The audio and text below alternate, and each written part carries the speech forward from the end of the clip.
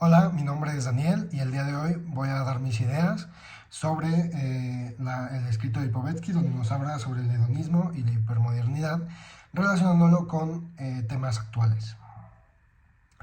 Lipovetsky nos habla sobre, primeramente, sobre la inexistencia de la defensa del orden y la tradición en su tiempo, y nos dice que lo nuevo y lo provocativo toma su lugar. Me parece que hoy en día esto es algo que también podemos ver. Es algo que después de tantos años sigue siendo relevante.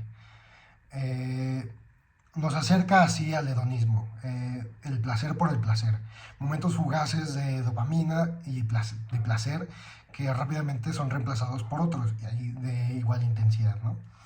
Eh, Creando así un consumismo frenético, desenfrenado, ¿no? Esto es algo que hoy en día, de nuevo, es muy relevante, sobre todo con las redes sociales y el consumo de los contenidos que están en estas, ¿no? Por ejemplo, TikTok, Instagram, YouTube. Hoy en día se gusta más al público los contenidos cortos, rápidos, muy digeribles, sin mucho contenido, que te dan risa o te provocan eh, alguna sensación, algún sentimiento de una forma rápida y que no te requiere pensar mucho en ello, ¿no? Eh, Lipovetsky nos habla sobre las obras de arte creadas en masa. Por ejemplo, el arte pop, que tanto es criticado durante el movimiento del arte moderno. Eh, Estas obras tienen valores artísticos y estéticos que no son claros, muchas veces llegando a ser feos o siendo obras de arte que no tienen que pueden parecer que no tienen una buena técnica, una buena calidad por eh, críticos que tengan un estudio de técnica de composición. A veces estas obras son simplemente muy sencillas y parece ser que están apuntado justamente al consumo, más que a una expresión artística, es al consumo. Por ejemplo, hoy en día tenemos la, las, el arte que es creado por la inteligencia artificial, ¿no? ¿En qué momento eso es arte? ¿No? Si todo, y a mí me salta una pregunta que es si todo es arte, ¿acaso nada lo es? Eh,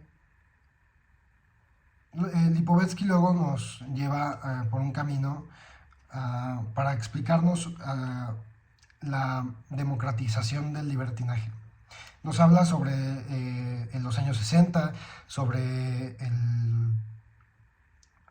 la liberación sexual que ocurrió en estos años, la liberación del espíritu, como lo llaman, ¿no? La gente empezó a drogarse, empezó a escuchar música diferente, ¿no? Sexo, drogas, rock and roll, es lo que caracterizó a esa época, que era una revolución ligada en parte a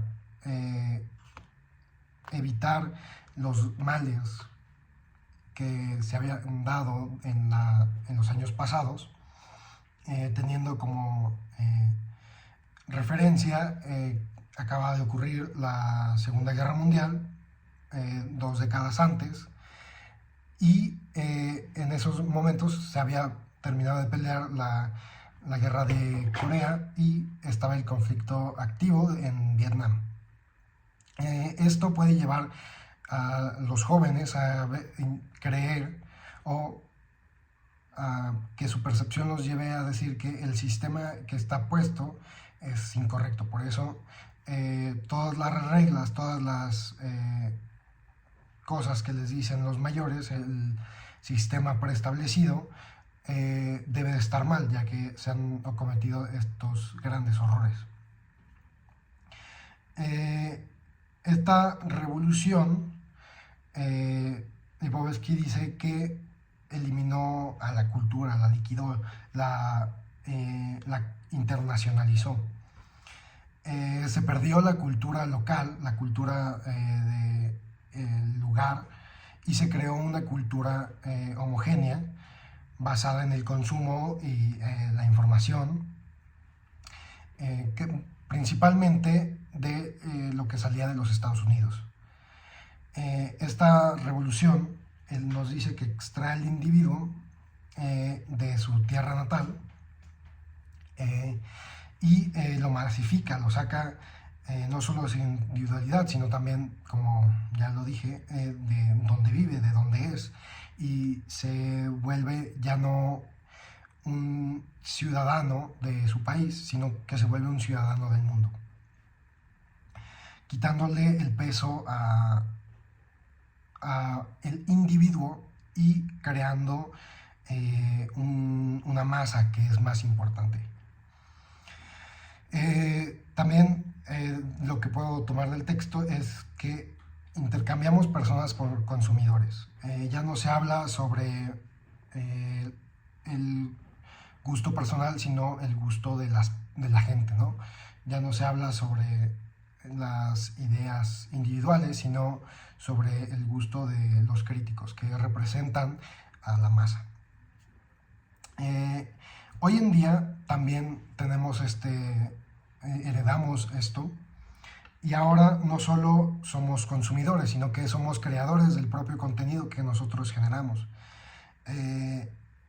Esto ha hecho una liberación, ya que creas una forma en la que pues no solo eres un consumidor, pero esto crea una gran uniformidad en los contenidos y a mi parecer no resuelves el problema que tienes, que es el de una masa, sino que ahora el consumo es de la misma masa, es el consumo de la masa por la masa.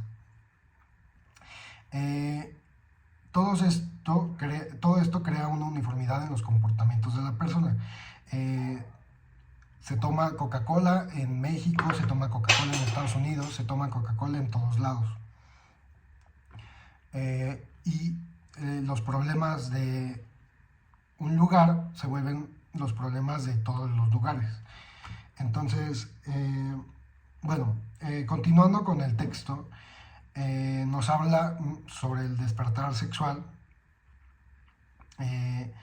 y sobre la aceptación de la homosexualidad y que ya no es una depravación, digamos, ¿no? También nos habla sobre cómo se borra la línea entre lo masculino y lo femenino, mezclándose, pero asimismo se usa asimismo para definirse, ¿no?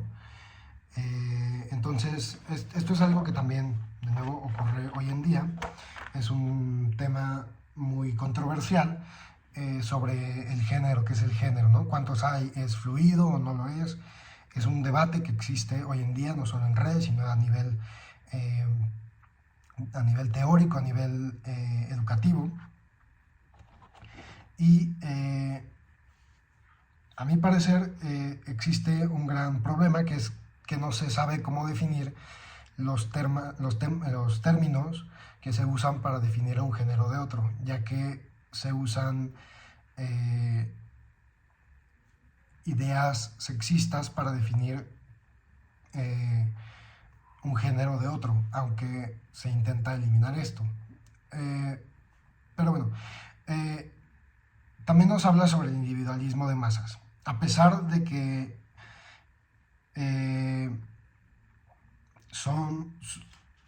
dice que somos una masa hoy en día y somos una masa consumidora, y que todos tenemos una homogeneidad en el pensamiento, se tiene una percepción de el yo, que se crea una idolatración del yo, del sí mismo. Y se crea una cultura donde todo el mundo debe tener una opinión sobre lo que ocurre y debemos decidir en qué bando estamos.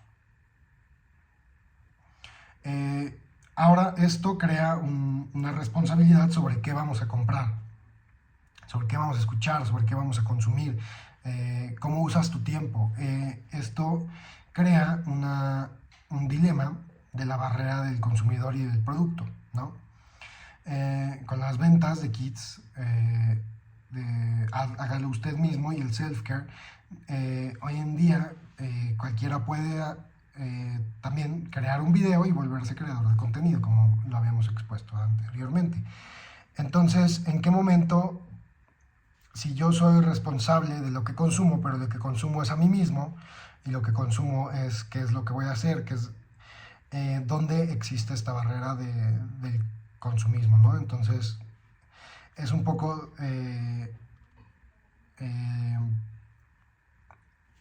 complicado ver dónde está esta barrera. ¿Cómo podemos dejar de ser consumistas cuando puede parecer que no lo somos, siendo que estamos invirtiendo en uno mismo, al parecer? Además, esto tiene que ver con la parte del hedonismo, ya que muchas de estas cosas las hacemos por nuestros deseos. Por ejemplo, deseo ser más atractivo, entonces cuidaré de mí. Es la idea, ¿no? Que me salta de esta parte. Hoy en día tenemos muchas opciones en los supermercados. Puedes escoger entre cientos, miles de marcas que consumir, pero muchas veces son diferentes, no solo por nombre, no por en realidad lo que es el producto. Por ejemplo, la gran mayoría de las bebidas son parte de dos grandes corporaciones, que son PepsiCo y Coca-Cola. Entonces, ¿en qué momento estás verdaderamente haciendo una decisión, tomando una decisión, si al final los productos son lo mismo o son muy parecidos? También ocurre con las grandes compañías como P&G o Nestlé, que tienen grandes corporaciones que son dueñas de muchas marcas. Lo mismo ocurre cuando decides qué ver, ¿no? Como en Disney o Netflix. Hoy en día vemos que gran parte del contenido es de muy pocas compañías. Entonces, esto nos lleva a el valor de la información, que en teoría debería de eliminar la desigualdad entre las personas. Pero hoy en día parece ser que a las masas les es más importante las restricciones que se les ponen a los deseos y a sus costumbres que estas desigualdades entre las clases. Y al parecer hoy somos más libres, somos mucho más democráticos que en el pasado, pero una idea que nos expone el autor es que hoy en día veneramos a los tecnócratas y se aspira a ser como ellos, aunque no se quiere ser ellos, se quiere tener la vida que ellos tienen, sin tener que tener sus mismas responsabilidades o tener las mismas cosas, los mismos problemas que ellos tienen, tanto de imagen como de percepción de los demás. Por eso es que hoy en día es tan popular, y desde hace tiempo se popularizó en las marcas como Versace, Gucci, que aunque son muy caras, le dan a las personas un deseo aspiracional que en algún momento podrían llegar a tener. Eh, pero ¿qué ocurre cuando se busca la felicidad? El significado de uno mismo en el consumo y el placer. Bueno, pues a mi parecer y al del autor, es que la gente comienza a buscar la religión, pero al ser una revolución, pues no buscan las religiones principales, sino religiones como el yoguismo y el budismo, el zen, religiones sobre todo de origen asiático, que pueden parecer que tienen diferentes enseñanzas, aunque muchas veces la gente no se acerca a estas religiones eh, como los practicantes de estas lo hacen, sino que se acercan a símiles que son más parecidos a lo que ellos están buscando, que es una parte del consumo. Por eso hoy en día vemos tantas clases de yoga y tantos eh, productos que te ofrecen soluciones y medicina, que te ofrece curaciones que no son eh, lo que todo el mundo hace, sino que están eh, buscando ser diferentes, como OmniLife o eh, marcas como Niken, que son holísticas o que son naturistas, que podrían parecer una mejor opción para algunas personas. Como conclusión, me parece que muchas de las ideas que expone el autor en este texto son relevantes hoy en día, ya que somos el resultado muy directo de esta sociedad. Los años 60, 70 no fueron hace tanto tiempo. La mayoría de las personas que nacieron en esos años siguen vivos y muchos de los que vivieron su juventud en ellos también están vivos todavía. Entonces, es algo que de lo que partimos nosotros, es nuestro origen ideológico, digamos. Entonces, me parece que muchas de estas ideas, aunque se han desarrollado de una forma diferente a como se veían en ese momento, siguen muy presentes en nuestra cultura y tenemos muchas de las mismas dudas y de los mismos problemas que se exponen en la lectura. Muchas gracias.